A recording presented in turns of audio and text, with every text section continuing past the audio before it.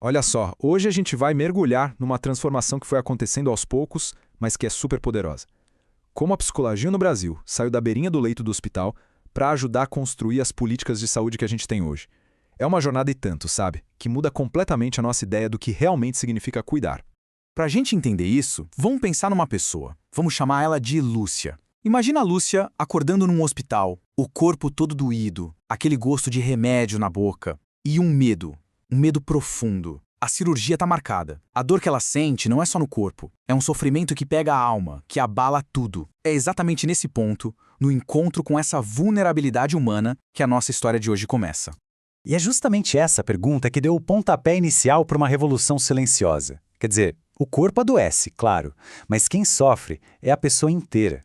E se a cura envolvesse muito mais do que só tratar um órgão que não está funcionando bem? Pois é, vamos mergulhar nisso. Nossa primeira parada nessa história é nesse momento chave. O momento em que a psicologia olhou para além dos exames e dos prontuários e finalmente enxergou a pessoa que estava por trás daquela enfermidade. É aqui que está o coração da psicologia hospitalar. A questão não é duvidar de um diagnóstico médico, de jeito nenhum. É acolher a experiência de quem está vivendo aquilo. Essa área da psicologia surge justamente para isso, para resgatar a importância da história de cada um, para oferecer uma escuta para uma dor que nenhum raio-x, nenhum exame de sangue consegue medir. Mas peraí, como é que a psicologia, um campo focado na mente, foi parar dentro de um hospital? Um lugar que, historicamente, sempre foi dominado pela biologia, pelo corpo. Bem, essa jornada foi longa, viu? E cheia de transformações. Para a gente sacar a importância da psicologia entrar no hospital, a gente precisa lembrar o que era um hospital antigamente. Na Idade Média, era um lugar de caridade, de assistência, quase um abrigo para salvar almas, sabe? Abrigava os pobres, os marginalizados. Com o tempo e com o avanço da ciência, o hospital virou uma espécie de máquina de curar, super focado na parte física, no corpo. Nesse cenário emocional, isso era visto como algo secundário, quando não era simplesmente ignorado.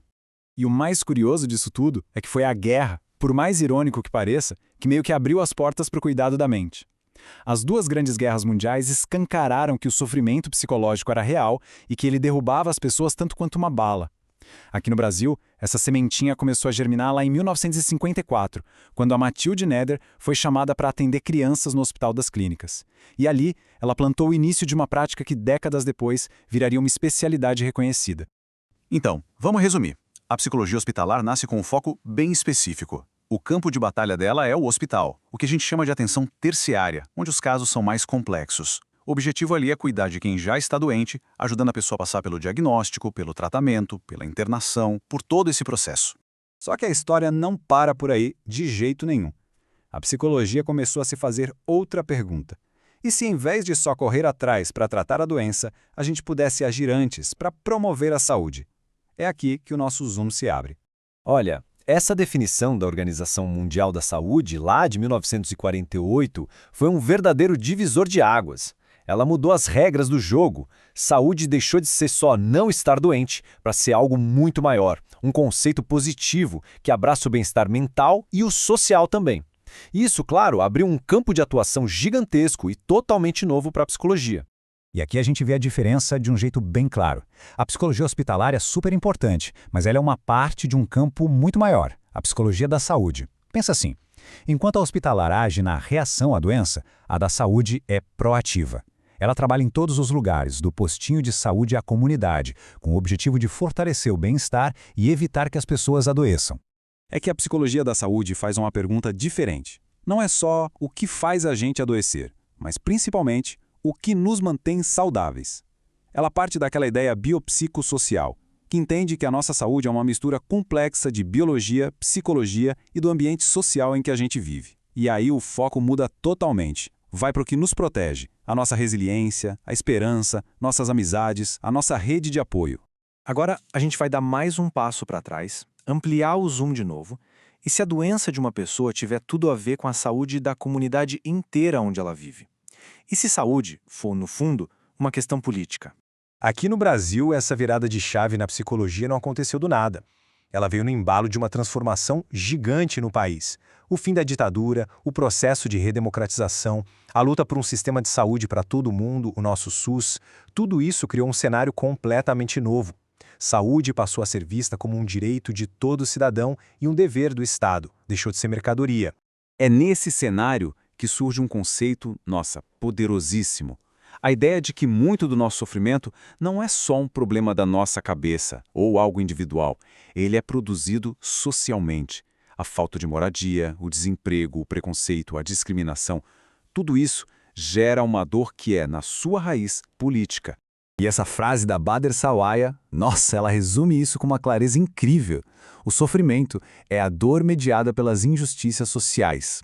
Quer dizer, se a dor de alguém é causada pela violação de um direito, o problema não está só na pessoa, está na sociedade. E a cura, portanto, também precisa ser social.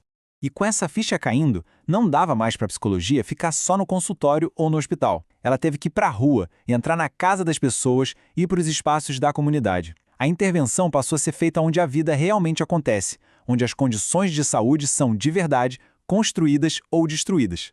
E tudo isso nos leva para o último e maior círculo dessa história, que é quando a psicologia deixa de ser só uma prática clínica e se torna uma ferramenta fundamental para ajudar a construir políticas públicas. Gente, a mudança aqui é radical. A psicologia não está mais só apagando incêndio dentro do sistema de saúde. Ela começa a ajudar a desenhar a planta do sistema. O conhecimento da psicologia se torna essencial para a gente pensar em como organizar os serviços de um jeito que seja mais humano, mais justo e mais eficaz para todo mundo. E isso não é só teoria, não. A gente vê isso acontecendo na prática. No SUS, a psicologia ajuda a levar o cuidado com a saúde mental para os postinhos, para perto de casa. No SUAS, que é o Sistema de Assistência Social, ela atua na proteção e na garantia de direitos. E na saúde do trabalhador, ela ajuda a questionar as causas do adoecimento no trabalho, em vez de botar a culpa só no indivíduo. No fim das contas, essa jornada toda, que saiu lá do leito do hospital e foi até a mesa onde se criam as políticas públicas, transformou a psicologia numa verdadeira agente de justiça social. A presença dela no SUS e no SUAS não é só uma questão técnica, é uma posição política, é um movimento para reafirmar que saúde é um direito fundamental. E com isso a gente encerra essa nossa análise. A história que a gente viu mostra uma expansão contínua, de atuação e também de responsabilidade. Então fica a pergunta, se a gente entende que saúde é um movimento para garantir direitos, qual é o próximo passo? Quais serão as próximas fronteiras, as próximas barricadas nessa luta pelo bem-estar de todo mundo? A reflexão continua.